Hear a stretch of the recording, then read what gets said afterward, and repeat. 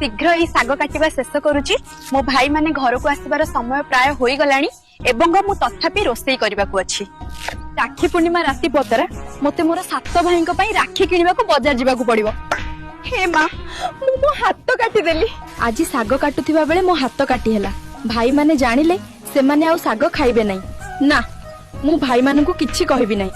आज भजा साग बहुत स्वादिष्ट लागुची। तुमे केउ विशेष मसला मिसाइछ? आज अन्य केही रोसई करछन्ती की? नहीं भाई मु सब दिन भली रोसई करछि। ना तमे हमकु मिछ कहिछ। ए खाद्य एते स्वादिष्ट मु आगुरु केबे खाइ नथिली। मु जानि पारुची किछि ठीक नाही। मु आज सत्य जानिबी। भौणी आज भजा साग एते स्वादिया काहे लागुची? मते कुओ भाई। साग काटुथिबा बेले मो हाथ कटि गला। आ किछि रक्त तरकारी रे मिसि जाइथिबो। ओहो मो भाई माने मु जाने तुमे समस्त कोन भाबुछ। आजिर साग भजा एते अद्भुत स्वादिष्ट थिला जे एहा अमृत भली लागुथिला।